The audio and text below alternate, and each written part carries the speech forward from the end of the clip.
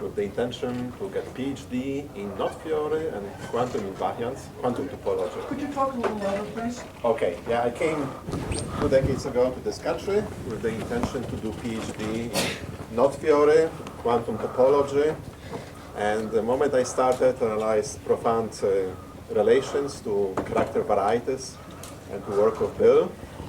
So I transferred to the University of Maryland. I asked Bill to my advisor. So Bill, you were very influential in my whole career, mathematical career, which I'm grateful to for. So that's about me. And well, without further ado, I want to introduce next speaker, John Parker, who will talk about complex hyperbolic Rayleigh slices.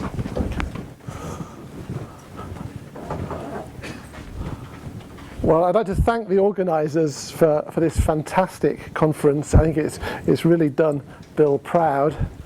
Now, last night, Todd was telling us about how, at one of the low points in his life, Bill came to the rescue. I met Bill at what was probably one of the lowest points in my life. And I want to just tell you about how he rescued me as well. Now, he knows this story well, he's heard it too many times, but maybe I want to just, because it shows him up as being such a great guy. So I finished my PhD in 1989, and I'd applied for hundreds of jobs, and I hadn't got any. But my wife had got a postdoc at Greenbelt, just down the road here, and so I came to this country as a spouse of somebody as a postdoc. I didn't have a work permit. I wasn't allowed to do anything. But my advisor, Alan Bearden, he'd been a postdoc here at the University of Maryland in the late 60s, and he told me that it was a good place to do maths. And so I came along into the department. And to cut a slightly long story short, I met Bill. And Bill was teaching a graduate course on complex hyperbolic geometry. And Bill said, sure, come and sit in my course. Anybody's welcome to come and sit in my course. And it was one of the most fantastic experiences, because Bill was just discovering or just learning the subject, and every week we got what he had thought about and learnt the last week. And it was fresh, it was new. It perhaps wasn't structured and organised, but that made it much more accessible and good to go. And along the way, Bill started asking questions. So when he'd been thinking about a problem during the week, and maybe he got a bit part way, he sort of said, "Well, I've been thinking." And then would start to tell a nice story, and then he'd say, well, if anybody can think about this anymore. So let me tell you one of the nice stories that Bill told us at the time, which ended up having quite a long history. So let me just remind you, for those of you who don't know, or tell you if you don't know, that we can think of complex hyperbolic 2 space as this is the unit ball in C2.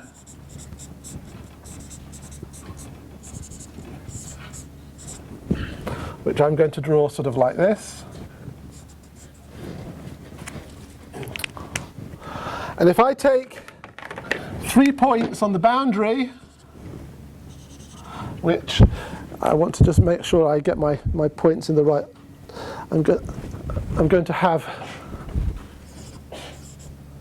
U1, U2 and U3, I think is the way I want to write it. They're just any triple of points on the boundary of complex hyperbolic space. Each one of them lies in a unique complex line in C2. So I'm going to draw those complex lines as something like this. And so let's call this one L3, L2, and L1, so that the 1s and the 2s and the 3s match up. And now we can think about there's an involution, a complex involution, fixing each of those complex lines. And so let's have ij is the complex involution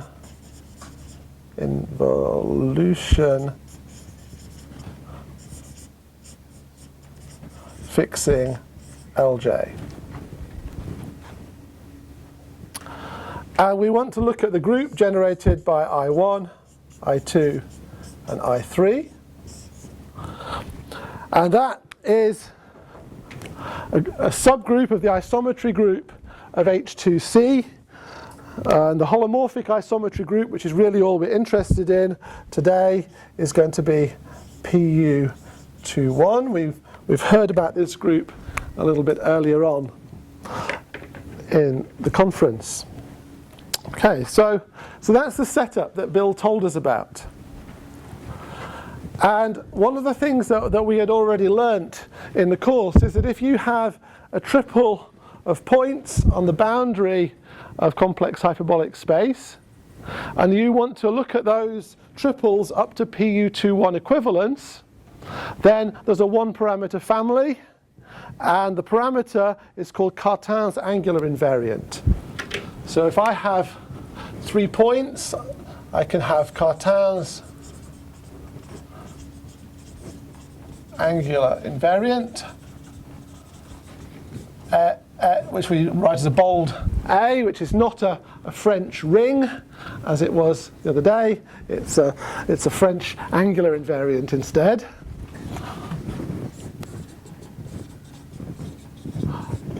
And this lies in the interval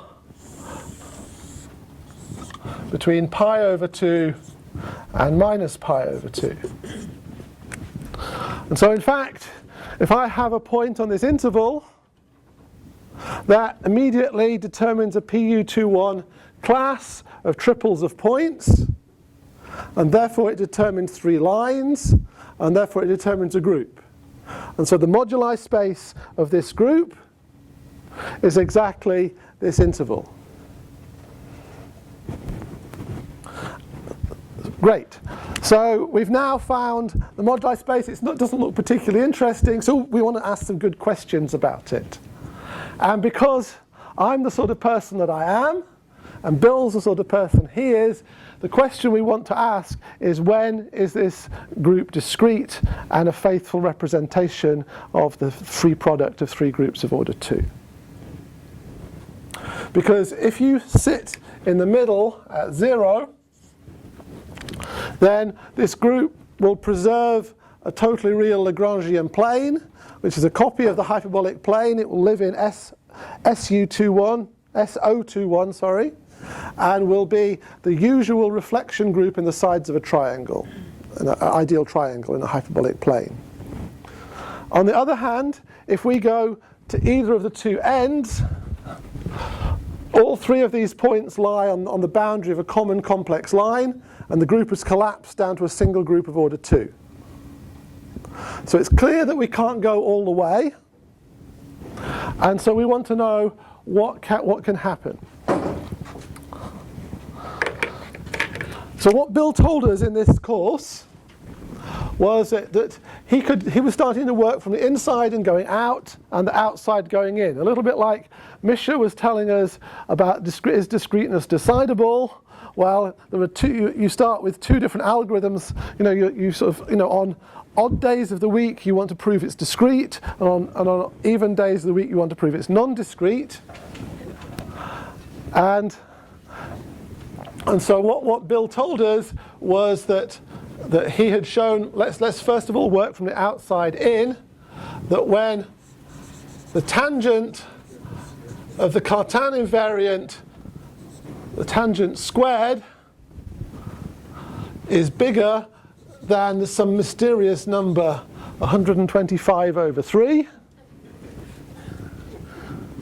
then the group contains an elliptic element, and so it's either not discrete if that element has got infinite order, or is not faithful if the element has got finite order. So it's not discrete or not free. Not faithful, sorry. No, it's not a free group.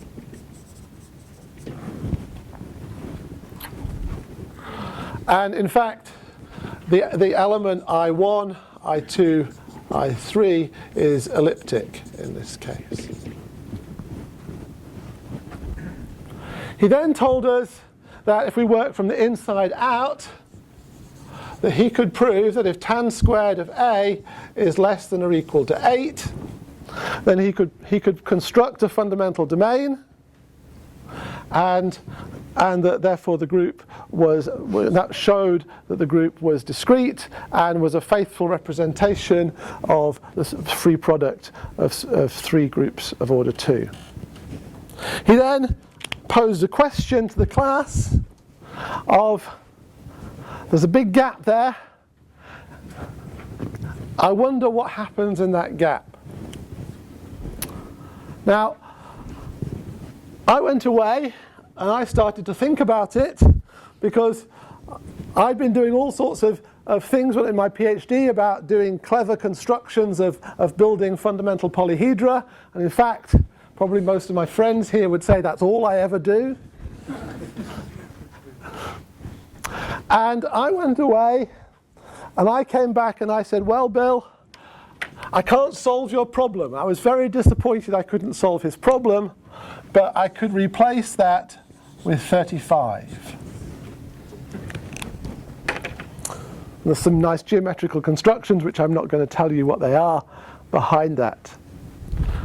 Now, I don't know how good you are at trigonometry, but you will notice that the gap between those in terms of angles is less than 1 degree. So it's kind of almost there. So Bill immediately said, oh, that's really interesting. Maybe we should write a paper about it. And so we did, and that was our first paper together, and it was almost all Bill, right? You know, everything there, it was just this little bit here that was me. And that's part of his generosity, and that really helped me along my way. And we conjectured, based on some experiments that Bill had done, along with Mark Phillips, who was a graduate student of his at the time, that actually this condition here was necessary and sufficient.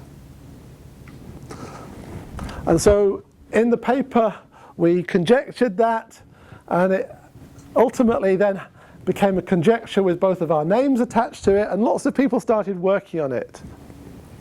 And I think while I'm in a mood for reminiscence, I'd just like to think about two people who were very much part of my life at that time, who sadly can't be with us.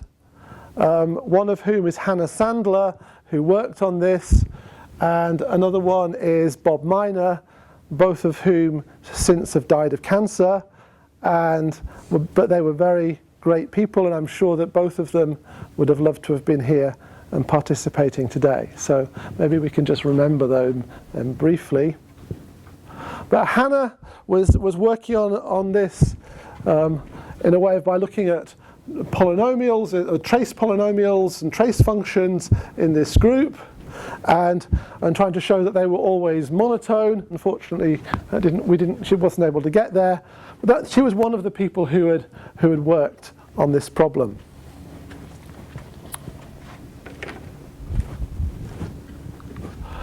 So the years passed, and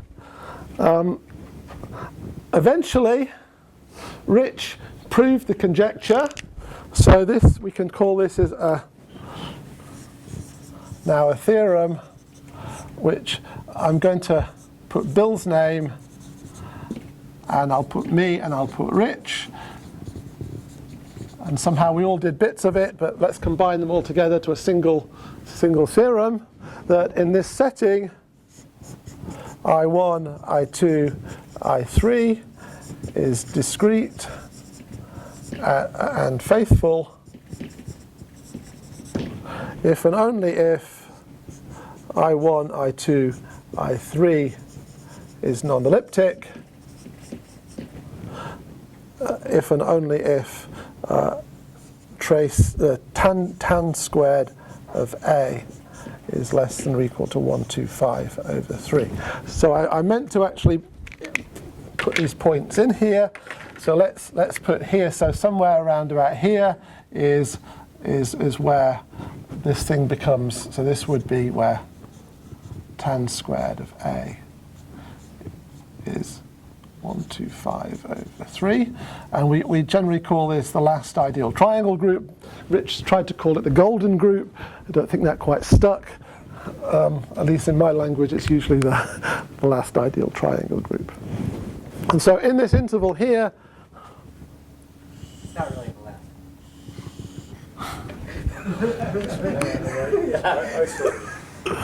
anyway,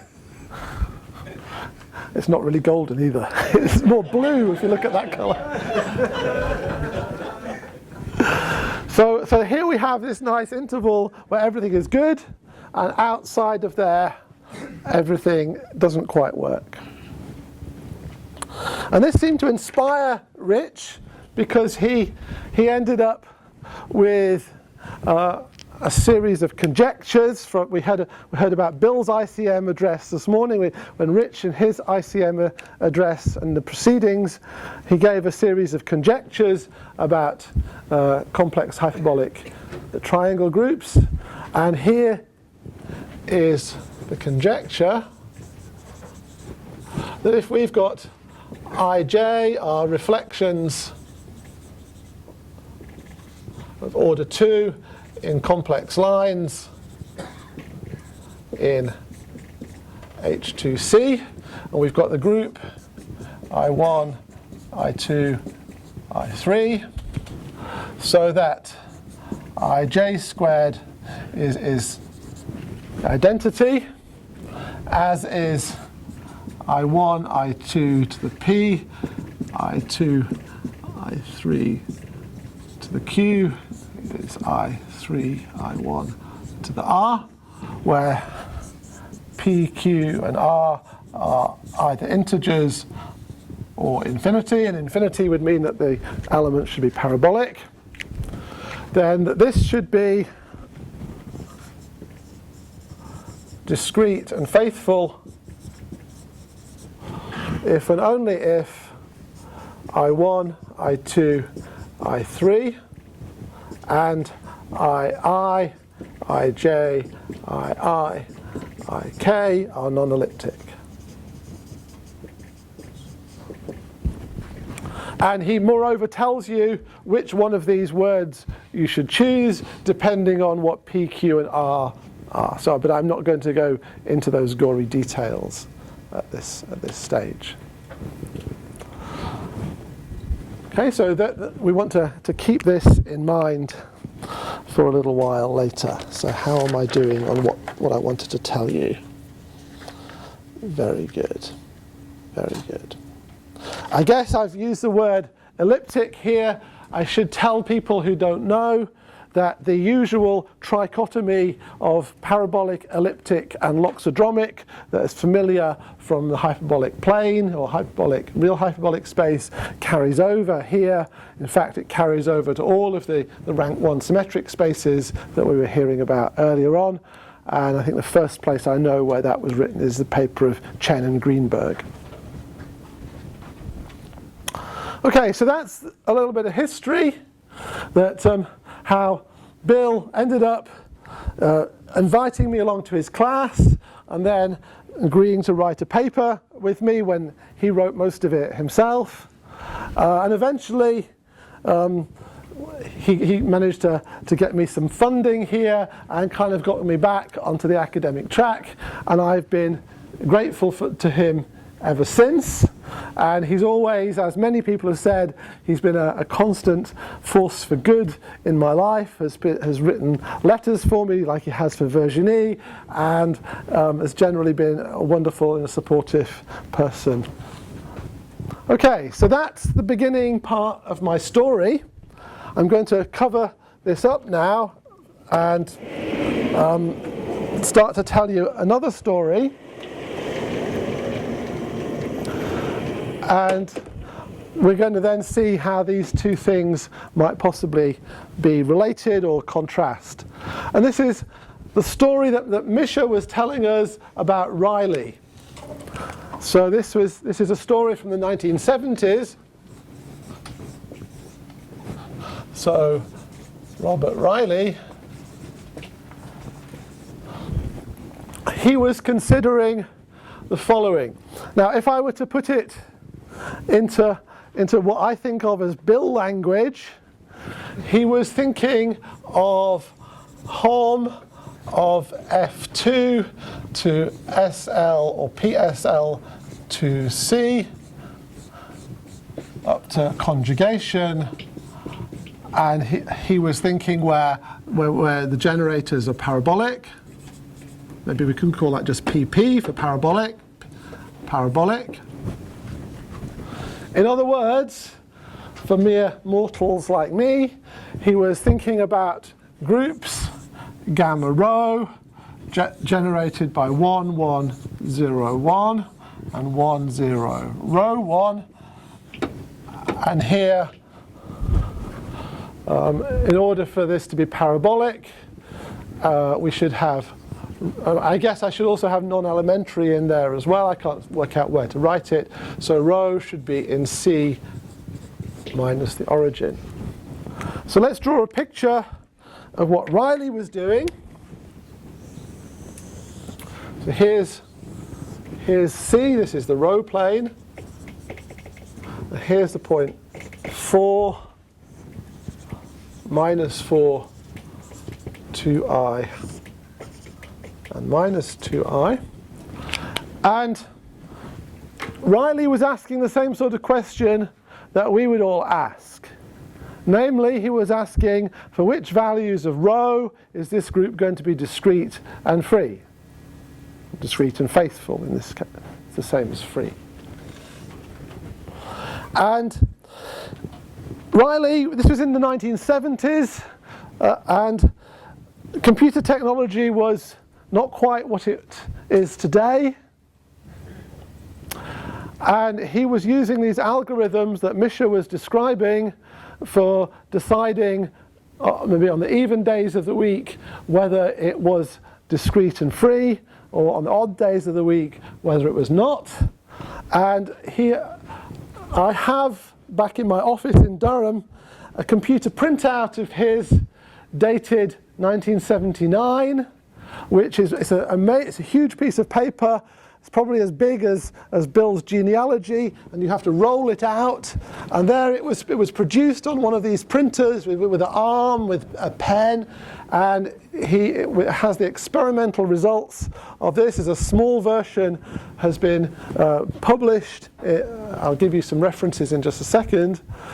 But what Riley ended up finding was you get something that, at least as far as his accuracy was concerned, looked very fractal.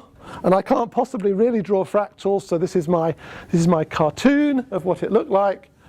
But it was something like this, and we've all seen pictures in various of the other talks of which are more accurate computer pictures of what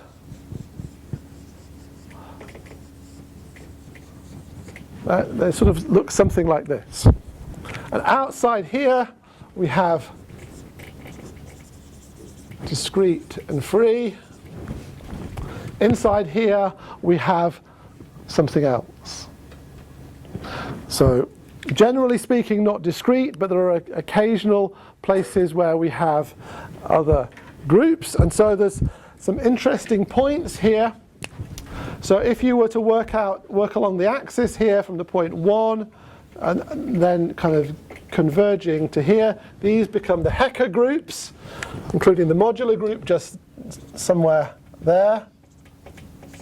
And then there are similar points coming up here.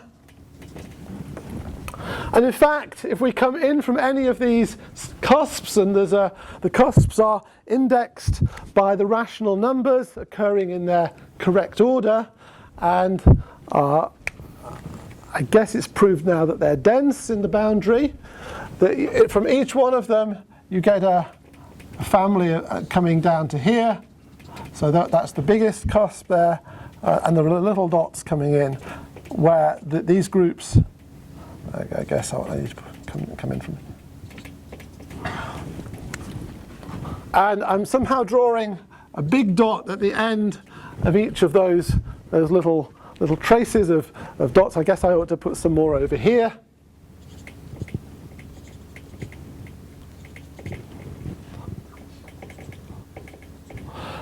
And each one of these dots at the end of the things coming down from the axes up here, we get the fundamental group of a two-bridge knot or link complement, in particular here, well, and the corresponding other points around reflecting the axis, we get the figure 8 knot complement.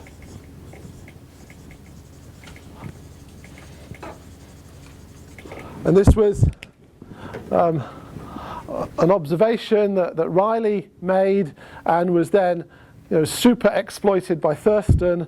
And there's an account of which I guess Thurston wrote about, or maybe both of them have written accounts of how this came about and the interactions that they had between them in those days. Okay, so that's Do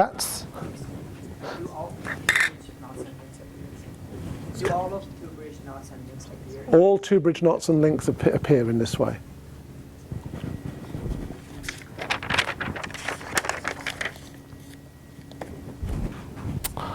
Okay, so this is kind of the inspiration behind what I want to talk about.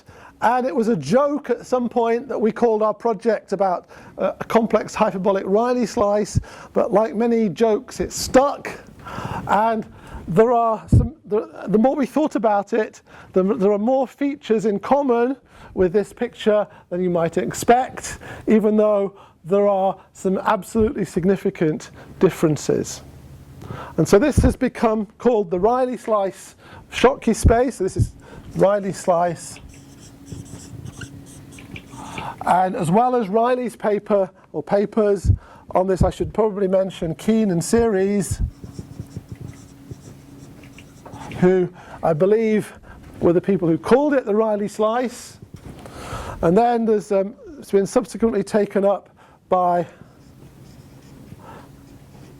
Akiyoshi, Sakuma, Wada, and Yamashita. And they've written 2 books on this, and you can see one of Riley's original pictures of this reproduced in their book. And you can also see one of Yamashita's more recent computer graphics of this as well. And one of the things that Riley and these 4 people have in common, you will see in their pictures, there's all sorts of coloured regions outside, like we saw in some of Sir Tan's pictures, and they correspond to different combinatorial types for the Ford domain. So I want to briefly tell you what the Ford domain is, because that's what we're going to look at that later. So let's hide all of that.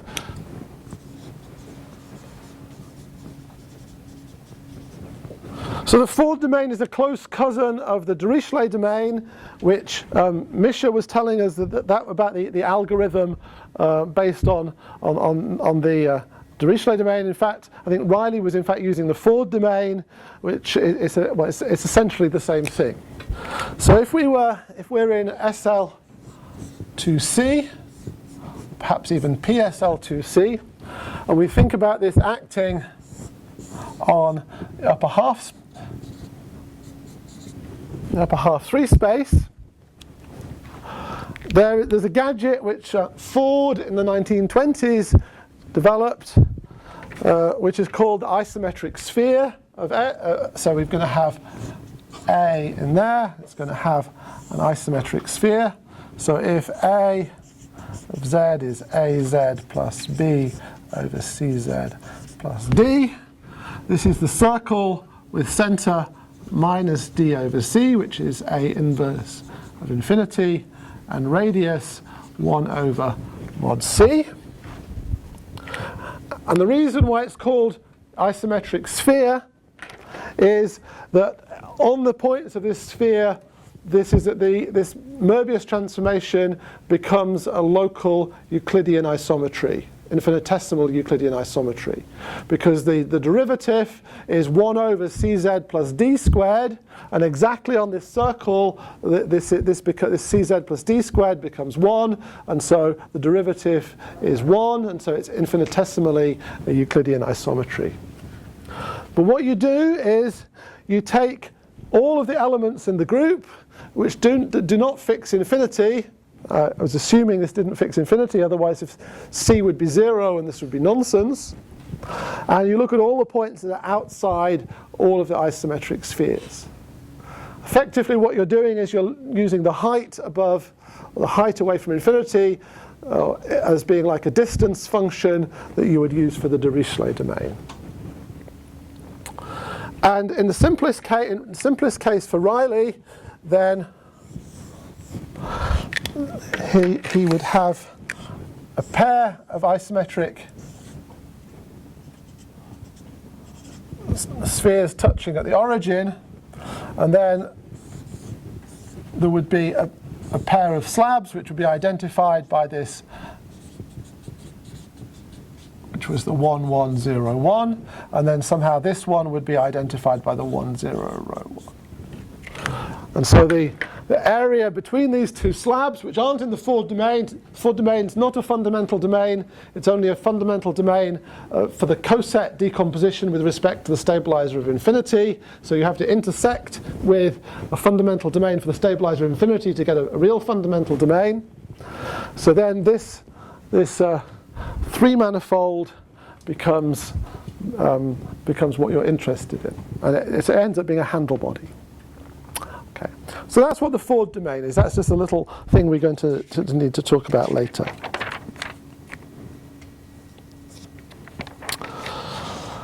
But if we come back to this picture, as Misha was telling us, this is not an algebraic curve, so it's difficult to decide whether discreteness is decidable or not. But if we contrast that with, which I've now lost, I guess, Rich's conjecture, which is not there, it's somewhere under here. Anyway, it's somewhere. It's on the board. It's on the board, it's there, it's good, it's still there, right? Then actually Rich is giving us that makes it very decidable. You don't even need to use any of these fancy decision things. It's a very, you can just do it on a piece of it. So what? This BSS, yeah. You said they do this because if you think about this, there's a real computation. Okay. Yeah. Yeah. Okay. So. You can have a 10th grader do it. Yeah. Decide. Yeah. So there's something slightly different going on,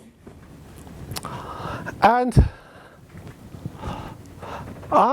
my belief is that the sort of phenomena we see here, this sort of phenomenon does not happen if we move over to the world of complex hyperbolic geometry, because there's a result which I guess is again due to Chen and Greenberg, that if I'm in an even dimensional hyperbolic space, that's excluding all cases apart from odd dimensional real hyperbolic space, and I have a Zariski dense subgroup, and I perhaps have got, maybe have to have non-elementary, well, that would be, Zariski dense would cover that, then that group is discrete if and only if every one generator subgroup is discrete. In other words, it's discrete if and only if it has no infinite order elliptic elements. And now if we think of the space of all of these groups, maybe a little bit like Sean's character varieties, or perhaps we could just even think of a big chunk of some parameter space. And then the condition to be parabolic in SU21 is a codimension 1 condition. So if I choose everything nicely, then I get a nice algebraic function which would carve out a region of my space, and inside that region things would be elliptic, outside things would be loxodromic, and exactly on this real hypersurface things should be parabolic. Now this doesn't happen here because in SL2C being parabolic is a codimension 2 condition, and so all of these countably many cusps here correspond to different curves becoming parabolic, but each of them contributes a point, and so you can't possibly make a continuum out of a countable number of points. So if I were to try to do the same picture in SU21, then what I should do is I should look at every element of the group. It might take me some time, it's an infinite group, and I should just look where it's going to be elliptic, carve all of these regions out of my space, and whatever is left, then everything should be good.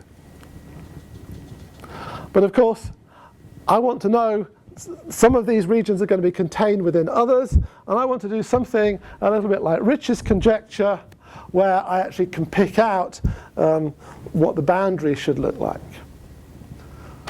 Now I wanted to do this for a genus 2 surface, and it's very complicated. So I thought about it for a little while, and I said it was too complicated for me. So I said, well, let's choose an easier case. Let's just choose a pair of pants. It's an easier surface. I thought about it for a while, and that's still a bit complicated for me. Okay, so let's think about my pair of pants where I've pinched all the boundaries down to cusps, so I get a three punctured sphere. And that's still a bit complicated for me. Right? So I decided to do this where we pinch all three of them so that they're unipotent. And that then gives me something that I can get my teeth into. So perhaps we can, no, I think I'll leave Riley there.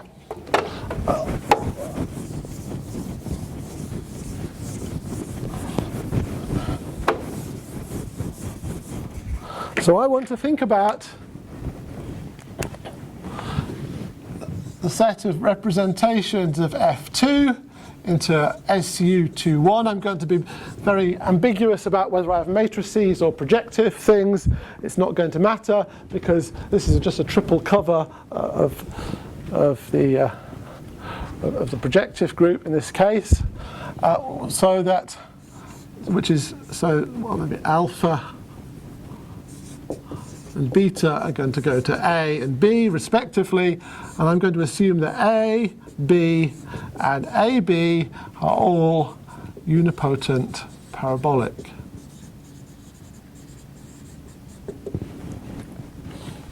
Which is a particularly nice sort of parabolic. It's a translation. And this condition is codimension 2. So if I do a nice little dimension count at this point, and I'm going to think about this up to conjugation. So my group has got 8 real dimensions. So this representation space should have 16 dimensions. Up to conjugation takes me down to 8 dimensions. And now each of these 3 conditions gives me 2 conditions on this, so I'm left with a 2-dimensional space.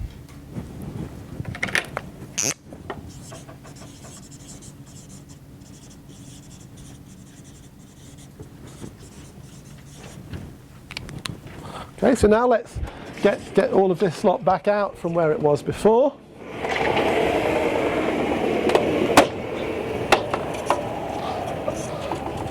Which probably means I've just covered up what I was doing, which is where's it gone? It must have gone there. Oh bother, never mind. Okay, we'll do this at the moment. I thought I'd got these complicated sliding boards sorted, but they're clearly too much for me. Okay, so actually back in this original setting, we had one of these groups. Because the fact that these pairs of lines, all of them were asymptotic at the 3 points there, meant that their products were of this kind. And so what I can do here is that I could take A to be I2, I1, B to be I1, I3, and therefore AB becomes, because I1's got order 2, so it disappears when I have 2 of them, so that's I2, I3. So what I can do is I can now get rid of these lines, but before I get rid of the lines I want to remember who is where. So 1, 3, so this would be, I'm going to call it the fixed point of B, this one's going to be the fixed point of A, and this is going to be the fixed point of AB. So now I have to get rid of these lines, because I'm thinking about this in a more general setting, but let's just sort of remember that there's a triangle there as well. I'm also going to be interested in a point that's over here, which is going to be PBA.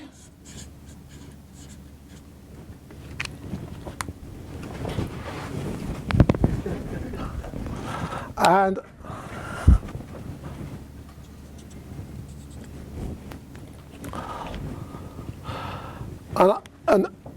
I can in fact parameterize this, my 2 parameters, I can make it 2 Cartan angular invariants. So I can parameterize with A1, which is the Cartan invariant, and let me get these in the right order, of PA, PAB, and PB, which was the same as my original Cartan invariant that Bill taught me about all of these years ago. And I can think of also the Cartan invariant A2 of PA, PAB, and PBA. So that would be...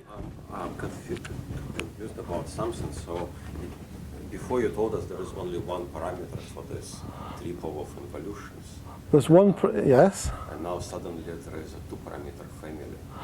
Because I'm forgetting about the involutions. Oh, you're forgetting about involution. Right? So in the real hyperbolic world, if I have a 3-punctured sphere group, then there's automatically an involution, and so I can add that to the group. But in this case, there's a 3-punctured sphere group, but there is not necessarily an involution. And so the ones where there is this involution, which are called C decomposable, that's a 1-parameter family within this 2-parameter space. Okay, so the 2 triangles would be maybe this red triangle on the left, and then the blue triangle on the back. And in fact, I can show that those 2 parameters, those 2 Cartan invariants become parameters for my space. So what I can now do is I can turn this line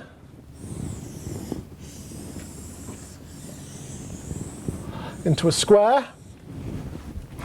And I should say at this point, before I forget, that what I'm about to say now is joint with Pierre Vell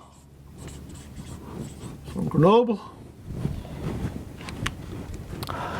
and so this becomes my parameter space for this is my complex hyperbolic Rayleigh slice, my parameter space for this group generated by 2 unipotent parabolics whose product is unipotent parabolic. And for free, we've already got the ideal triangle groups in the middle, because they were exactly the ones where this second parameter, A2, was equal to 0.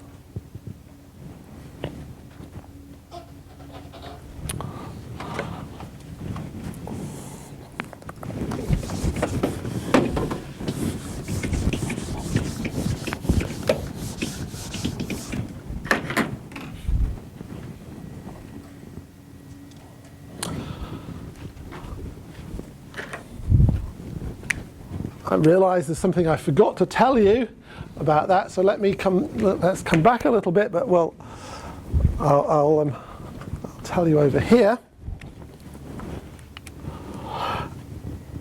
I may not be able to decompose this using products of involutions, but I can decompose this using order 3 elements, order 3 regular elliptic elements. There's always an order 3 regular elliptic element that will cyclically permute any triple of points, and actually one can prove that it will then conjugate these unipotent elements into each other. And so I'm going to have one here called S, and one, I think it should be going in that direction, called T. They should both go in the same direction. And so actually I can write A as ST and B as TS, where S cubed is T cubed is the identity. And if I look at so these, and then of course, so AB is an index 3 subgroup of ST.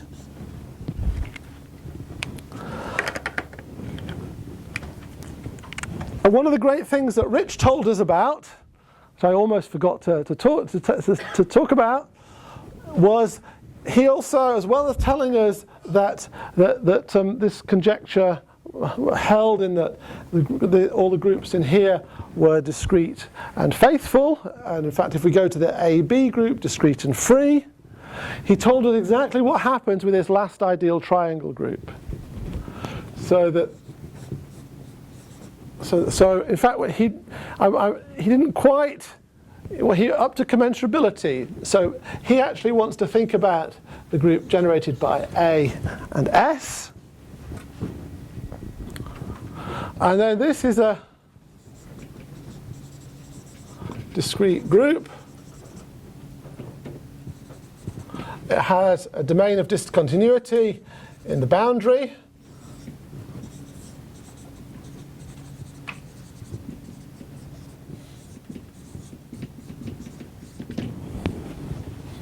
And then quotient of H2C by this group AS is an orbifold. It's got a singularity in it. It has this order 3 fixed point. And so that the boundary, well, I need to be slightly precise about what I mean by the boundary. The quotient of the domain of the discontinuity by AS is the Whitehead link complement.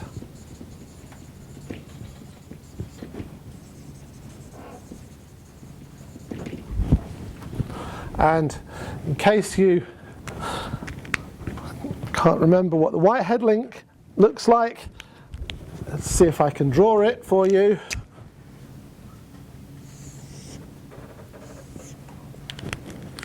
It has one component like this, and another component like that.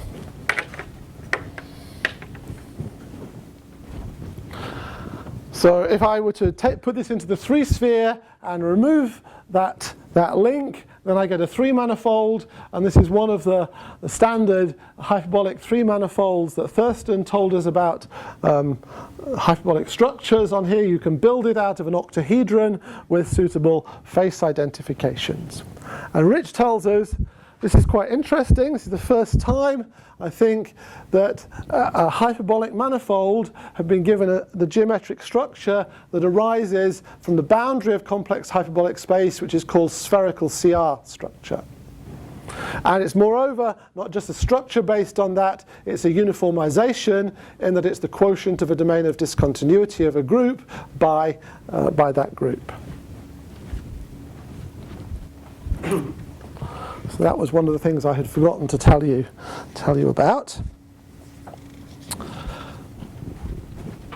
Okay, so let's come back to this picture. And I want to investigate, you can guess what question I want to investigate.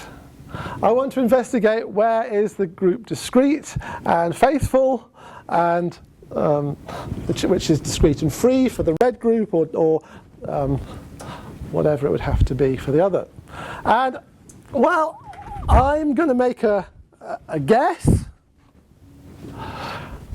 Here, the question was when a certain element I1, I2, I3 became parabolic.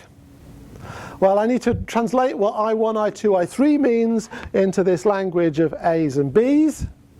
And it's not so hard to see that. Well, I'm going to rub your conjecture out, Rich. I'm going to refer to it again in a minute, but somehow I've messed up with the boards again. Okay, so if I look at I1, I2, I3, well, if it's going to be parabolic if its square is, so let's put that again. And then you can see that that's A inverse, that's B inverse, and if I then put another pair of I1, I2, I can just say that that's AB, and so this is the commutator of A inverse and B inverse. So the commutator of the generators becomes parabolic in this case. Or if you want to, if you remember that S I1 S inverse was I2, and S I2 S inverse is I3, you end up discovering that this is the same as S inverse T cubed, or perhaps T inverse S cubed, I think. So you can write it in terms of the AB generators or the ST generators, but in any case, my guess is going to be, my conjecture, which you can think of as a generalization of the good old GP conjecture, is that this should be, so conjecture AB is discrete and faithful, discrete and free, if and only if the commutator is non-elliptic. So where on this picture would the curve for the commutator be? Well, it's a rather nice curve. It looks like this.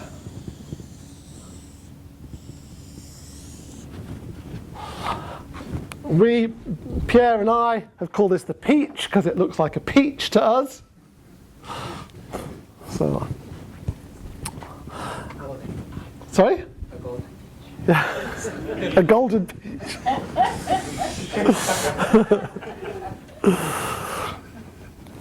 It's actually supposed to be more symmetric about the axes, and I've managed to draw it. And we haven't managed to prove this conjecture, so just like in the days, it's a whole generational thing. Bill came with this conjecture about the square root of 8, and now I'm coming with a sort of a two-dimensional version of it. But what I can do is I can tell you something where we can say something, and that is that there's a region which looks a little bit like this, where we can say that the conjecture is true here.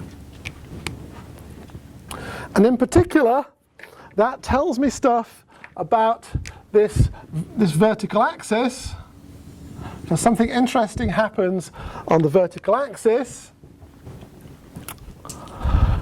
On the vertical axis, my group is again decomposable, and I've got an involution.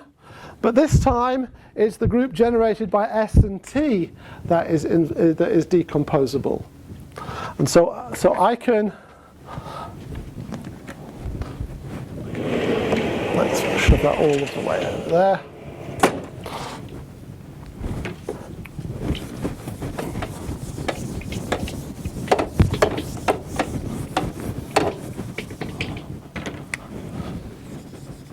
When A1 equals 0, so that's the vertical axis, which I haven't quite managed to get, you can just about see, I think.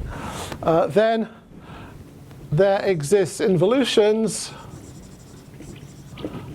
J1, J2, and J3, because want to not use i's because otherwise it gets confusing, so that J1, or perhaps J2, J1 is S, J1, J3 is T. And then this group ST has got index 2 in the group generated by J1, J2, and J3. And along this vertical axis, I can show that all of the way inside the red curve that this group is discrete and faithful. And where exactly would the red curve be in this? Well, remember that that was supposed to be S inverse T. And so S inverse T would be J1, J2, J1, J3, which is exactly one of the words that Rich told us about. So in fact, this proves, as a byproduct, this proves Rich's conjecture in the 3-3 infinity case. So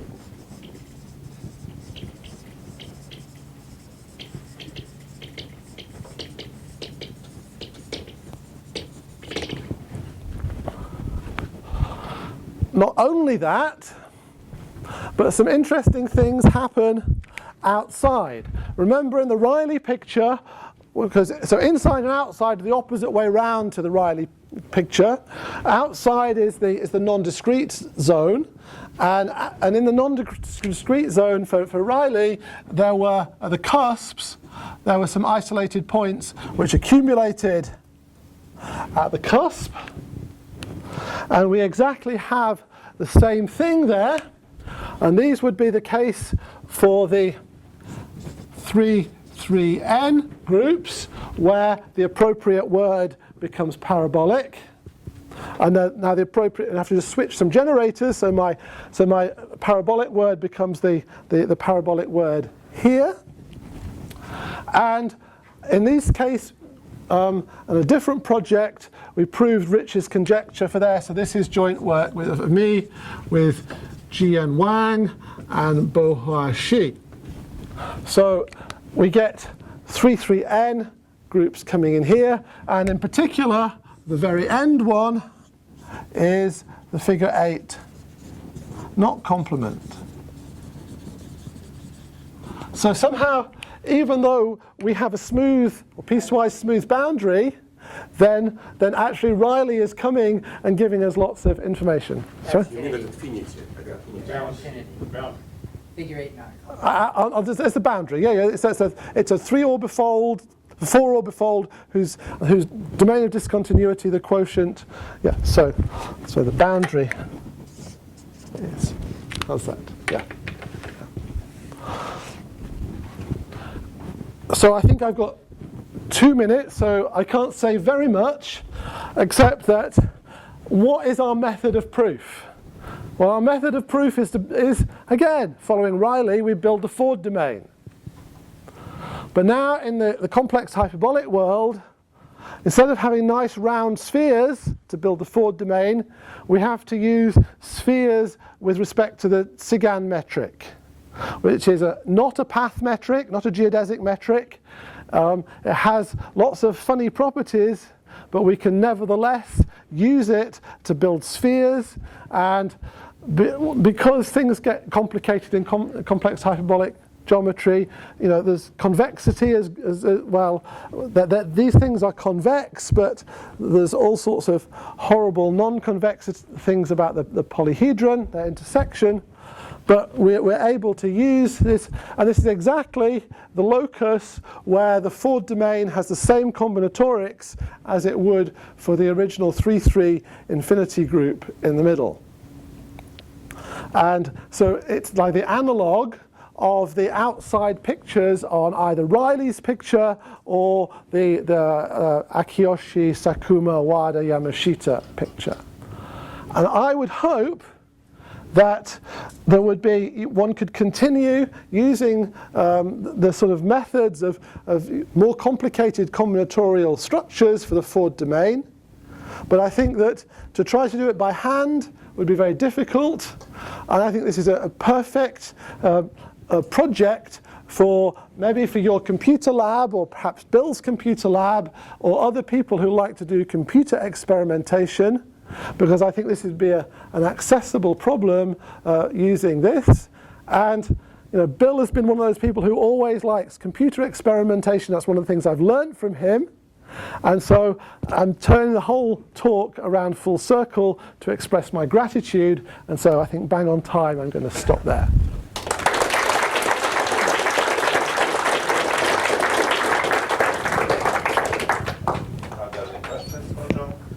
I have a question. The topic is sort of pitch conjecture. Yes. Inside of the pitch, it's not faithful. You just try to disprove it by just computer experiment, because you can just point in the pitch and just search for short words in your group and check if they are. Yeah, we've tried this. We've tried that. Yes. Yeah. Okay. So And perhaps one of the things I ought to have said was that the group here, again, is a Whitehead link complement.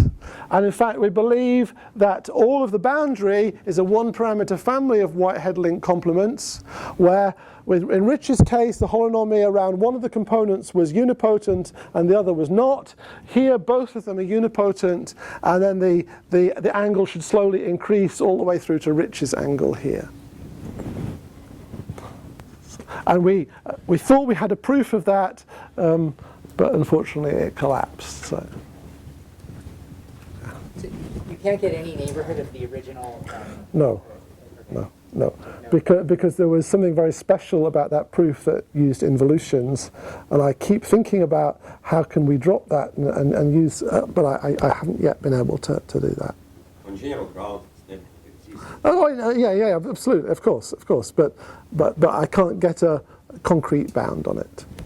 I mean that's yeah. I want an effective bound. Of course, it exists, but who knows what shape it is. Yeah? Is there any other peach fuzz appearing near the boundary, like these 3,3M? Not that we know of. But could that be ruled out?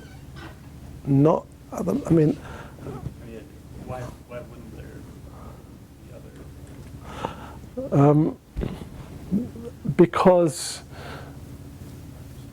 what you end up on this vertical line, this particular group element, it's got real trace, and it's very easy for it to be elliptic, whereas in other places you would have you have various things that would have to be, I don't know. It's The Riemann pictures, there were sporadic, discrete groups out in those. yeah, but those were exactly, they all lie on these lines that come up to the cusp. They would all, yeah. Any more questions? If not, let's thank John again.